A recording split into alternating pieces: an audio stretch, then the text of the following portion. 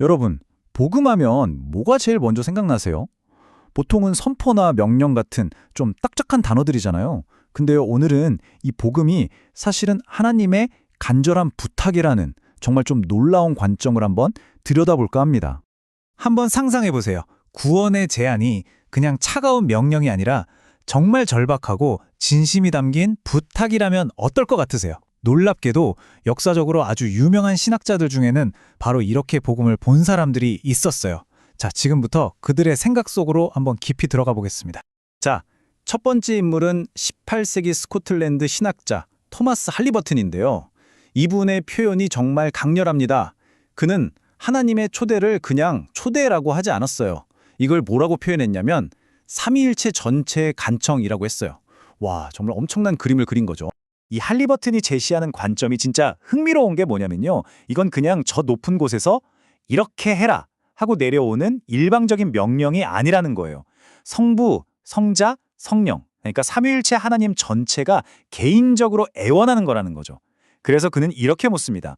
아니, 삼위일체 전체가 이렇게 소망하고 간청하는데 이걸 거절한다면 도대체 그 마음은 어떤 마음인가 하고 말이죠. 이 장면이 얼마나 극적이었으면 할리버튼은 이렇게 외쳤어요. 하나님은 간청하는데 인간은 거절하는구나. 정말 믿을 수 없다는 듯이요. 그러니까 그에게는 그냥 명령도 아니고 신성한 부탁인데 그걸 거절할 수 있다는 사실 자체가 엄청난 충격이었던 겁니다. 자, 그럼 궁금해지죠? 도대체 왜 하나님은 이렇게까지 열정적으로 간청하시는 걸까요? 그 간절한 마음, 그 본질이 뭔지 한번 파고들어 보겠습니다. 이 간청의 가장 중심에는요, 바로 하나님의 선한 뜻이라는 게 있습니다. 근데 이게 그냥 뭐 추상적인 개념이 아니에요. 이 신학자들한테는요, 복음을 듣는 모든 사람이 구원받기를 바라는 하나님의 아주 구체적인 소망이었어요. 말하자면 하나님의 선하심과 친절함이 그대로 드러나는 표현인 거죠. 여기서 토마스 보스턴이라는 분은 한 발짝 더 나아가요. 이분 주장은 이겁니다. 하나님은 자비를 베풀 때 특별한 기쁨을 느끼신대요. 그런데 정의를 행하는 건 마치 자기 본성과는 좀 다른 이상한 행위처럼 여기신다는 거죠. 그러니까 분노는 천천히, 용서는 빠르게, 이 관대한 마음이 바로 복음으로 부르는 그 기초라는 겁니다. 자, 이번에는 에베네셀 어스킨이라는 분의 이야기인데요. 이분은 하나님의 사랑을 좀 더 체계적으로 세 가지로 나눠서 설명했어요. 한번 같이 보시죠. 어스킨은 하나님의 사랑을 세 단계로 봤어요. 첫 번째는 자비심, 그러니까 모든 인류를 향한 선한 마음이죠. 두 번째는 선행, 복음을 통해서 실제로 좋은 일을 행하는 사랑이에요. 그는 바로 이 두 가지, 모든 사람에게 향하는 보편적인 사랑에서 복음의 제안이 나온다고 본 거예요. 그리고 세 번째 사랑, 만족은 믿는 사람에게만 주어지는 특별한 기쁨의 사랑인데 이건 따로 구별했고요. 그러니까 이 구조를 보면 복음의 초대는 정말 누구에게나 듣는 모든 사람에게 진심으로 열려 있다는 걸 아주 명확하게 보여주는 거죠. 자, 그럼 이렇게 간절한 요청을 거부한다는 건 대체 무슨 의미일까요? 이 신학자들은 이 문제를 정말 심각하게 생각했습니다. 아치볼드 보나르라는 분은요, 이 거절을 그냥 단순한 실수 정도로 보지 않았어요. 이건 뭐라고까지 했냐면 하나님의 사랑에 대한 경멸이라고 했습니다. 생각해 보세요. 이 제안을 무시한다는 건 하나님의 그 친절함을 오히려 반역의 도구로 써버리는 정말 심각한 모욕이라는 거죠.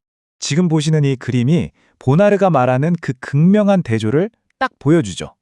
왼쪽을 보세요. 하나님의 선하심, 은혜, 인내, 이런 엄청난 선물들이 있어요. 그런데 오른쪽은요? 그 모든 걸 외면하고 심지어 짓밟아버리는 인간의 거절이 있습니다.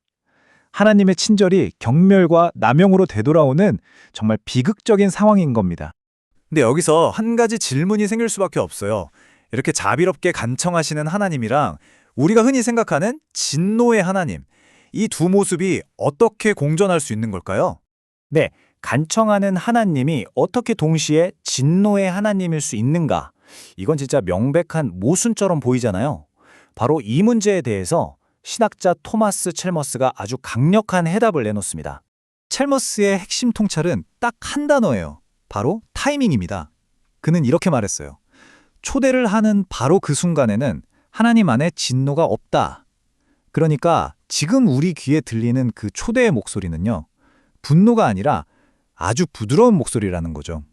다시 말해서 바로 지금 이 순간 인류를 향한 하나님의 마음은 순수한 자비 그 자체라는 겁니다. 이 타임라인을 보시면 그 의미가 훨씬 명확해질 거예요. 보세요. 지금은 내 안에 진노가 없다고 말씀하시는 초대의 시간이에요. 자비의 계절이죠. 하지만 만약 이 초대를 계속 끝까지 거부한다면요? 모든 것이 가려지는 전환점을 지나 결국 미래에는 그동안 쌓였던 진노가 한꺼번에 터져나오는 심판이 있다는 겁니다.